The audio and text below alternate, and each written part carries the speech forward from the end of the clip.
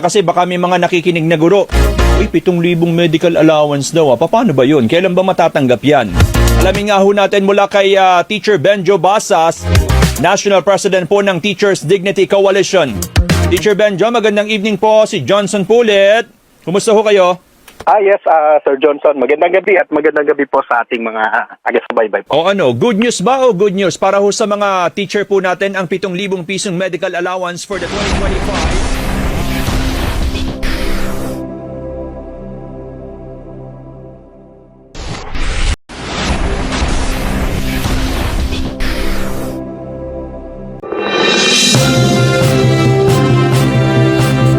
Department of Education.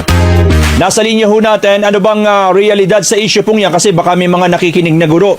Uy, 7,000 medical allowance daw. Paano ba yun? Kailan ba matatanggap yan? Alamin nga ho natin mula kay Teacher Benjo Basas, National President po ng Teachers Dignity Coalition. Teacher Benjo, magandang evening po. Si Johnson Pulit. Kumusta ho kayo? Yes, Sir Johnson. Magandang gabi at magandang gabi po sa ating mga taga-subaybay po. O ano, good news ba o good news para ho sa mga teacher po natin ang 7,000 pisong medical allowance for the 2025 budget ng DepEd? Well, of course, no, that's a good news, no, and that's something unprecedented po, no, dahil wala talaga yan no. Ang meron lamang kami ay yung 500 pesos, no, na allowance for medical check-up, no, nung nakaraan, at hindi yan talaga binibigay, no, hanggang nung 2020, no. 2020 na ito nagsimula, no, Sir Johnson, no. Napakalit niya, no. Iyon ay nasa batas no, nasa batas ito, no, na dapat yung mga teacher natin ay bibigyan po, no, nung medical assistance, no, unang-una nung medical check-up, no. Free, annual and compulsory yan actually, no. Ang sinusunod lang ng DepEd dyan na yung annual at compulsory, pero hindi siya free. Not until 2020, nung pumutok yung COVID. Very late pa yan, ano? Belated pa yan dahil binigay sa amin October no, nung talagang pumutok na yung COVID, diba? COVID natin noong Marso tayo nag-lockdown diba, nung 2020. Tapos 500 pesos, no. But for this 7,000 ano na allowance, pwede nating sabihin na medyo maganda po ito, no, na matasabi. Pero Sir Benjo, ito ay kumbaga inihihirit pala ng DepEd na maisama sa 2025 budget ng Department of Education. Kumbaga hindi pa natin siya pwedeng panghawakan. Ganun ba 'yon? Ano kasi to no, binanggit na to ng ating pangulo no? So hindi na maaari, no, na ito ay i-atras pa, no. In-announce na rin ito, and even the DBM, no, yung DBM po ay nag-announce na rin, no, na meron tayong ganito po, no. Of course, no, alam naman natin, no, na yung power of the purse, no, na sinasabi, alam naman natin na nandyan yan sa Kongreso, no. But then again, sumusunod lang rin naman yung Kongreso, no, doon sa National Expenditure Program ng ehekutibo na pinangungunahan ng DBM. No, so we hope, no, that if the DBM, no, is for this allowance po,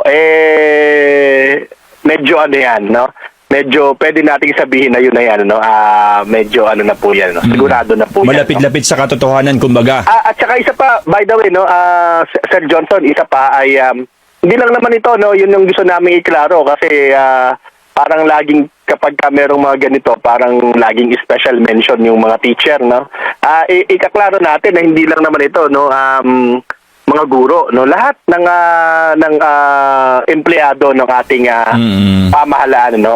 Medyo na-highlight kasi ang DepEd mismo ay naglabas ng pahayag, no, ngayong araw, although matagal na to, 'di ba? Binanggit na ito nung kailan yan, no? Nung in-announce din, no, mismo, no, nung DBM na magkakaroon na tayo ng executive order on salary increase. So kumbaga pala, Teacher Benjo, hindi naman siya as in super special para lang sa mga guro sa public schools dahil lahat ng eligible government civilian personnel, kabilang mga teacher natin, merong benepisyong matatanggap na 7,000 para sa kanilang medical allowance next year. Yes sir, opo. Lahat po yan, hindi lang po mga teacher natin, baka akala nung dahil yung DepEd ang naglabas, no, Makakalain ng ating mga kababayan, mga teacher lang po. Hindi po, no? Although ang mga teacher po natin ay mandated po kasi ito ng batas, gaya ng binabanggit ko kanina, no? In fact, marami ng utang, no, yung ating yung gobyerno, no, sa aming mga guro. Opo. Dahil talagang hindi talaga ito pinatupad, no, for the longest time, no, at least pero pwede naming sabihin, no, na mas mabuti ito, no, dahil hindi lang mga teacher, no, kundi lahat na ng government employees, dahil kailangan naman talaga ng lahat ng empleyado ng gobyerno ang pangangalaga ng kanilang employer. Kasi kung yung mga private companies, no, ay meron pong mga private companies, meron silang health program, 'di ba? May HMO sila sa kanilang mga empleyado, 'di ba? Dapat manguna yung government of the Republic of the Philippines, no? Na manguna po para alagaan yung kanilang mga empleyado. Ay paano daw ang magiging bigay ng 7,000 piso? Isang bagsakan ho ba yan? Halimbawa, pagdating ng 2025? Well, we assume yes, no, but then of course, no, kailangan pa dito nung budget circular, no, kailangan pa dito ng kumbaga ng implementing rules, no, kung sakasakali, 'di ba? Kasi banggit lang ito doon sa EO 64, no, at pronouncement, no, ng ating pangulo sa SONA, 'di ba? Naalala niyo na pagkitin sa SONA, no. At yun din, no, assurance ng DBM, no, 2 weeks ago, no, na meron pong ganito.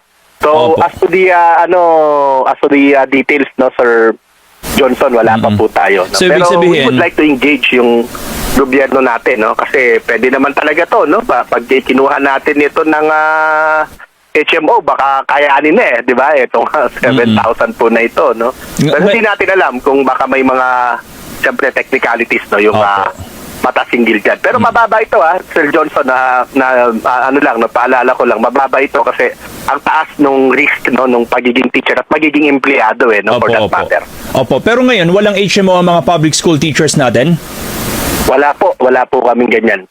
Ay yung 500 na binanggit mo kanina, paano yun? Yun ba ay dati nang natatanggap ninyo? At sa bagay, ano lang ba maabot ng 500? Tama po, no. In fact, pag nag-general check-up ka, hindi yun kakasya, no.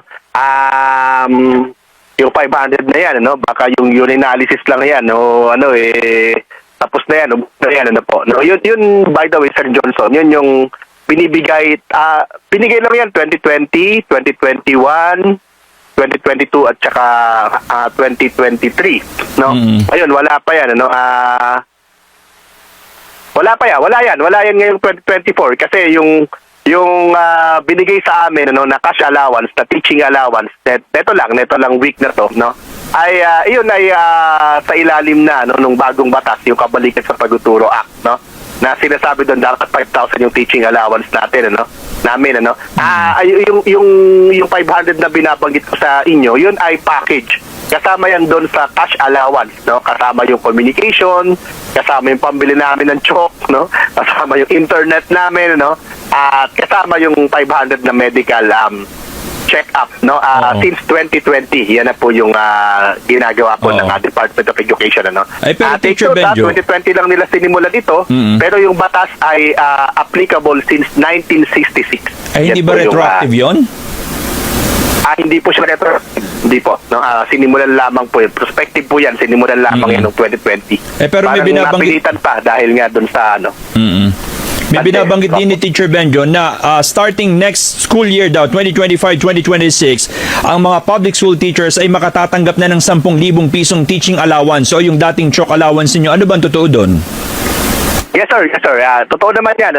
In fact, nabigay na nga sa amin this week lang, naibigay na sa amin yung 5,000 for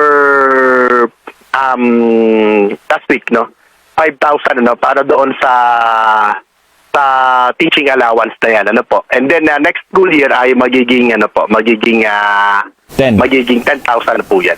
Ayun. Sana ganun din, yung 7,000, Sir Johnson, sana ganun din, tax free siya, tapos wala rin siyang mga kailangang report, Kasi totoo naman yan, yung pag ni-report namin yung sa namin ginamit yung 5,000 na magiging 10,000 yan, baka abonado yung gobyerno diyan, kulang pa yan, di ba?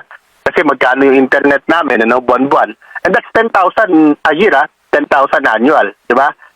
So habang may school year, that's only 1,000 pesos a month. 'di ba? Hindi pa sinama doon yung bakasyon, sa kwenta ko nun, napakabait ko pa sa kanila, 'di ba? So, ang internet po na pinakamura ay 1,500 a month, 'di ba? Kailangan mo ng telepono, kailangan mo ng load rin dahil pag nasa labas ka na, wala ka na namang internet yan, 'di ba? Yung mga ganyan po. Kailangan mo ng chalk, ng kartolina, ng laptop, ng projector. Ang dami po na kailangan ng teacher. Lahat yan ang nagpo-provide niyan ang amin po mga sali. Alright. Good luck, Teacher Benjo. Maraming salamat sa oras ninyo at magandang gabi ho. Yes. Salamat din po sa laging pagbibigay ng Opo. oportunidad sa aming mga hinaing. Thank you po. Thank you, Teacher Benjo Basa. Siya po ang National President ng Teachers Dignity Coalition.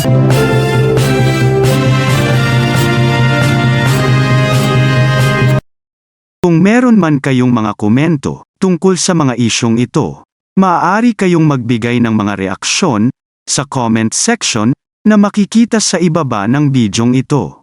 Maraming salamat, at kung ikaw ay interesado ng mga bidyong tulad nito, mangyaring suportahan ang channel na ito sa pamamagitan ng pagpindot ng like, pag-share ng mga video at kung bago ka pa lang sa channel na ito, please subscribe sa channel na ito at pindutin ang notification bell at piliin ang all upang maabisuhan ka para sa mga paparating pang mga videos.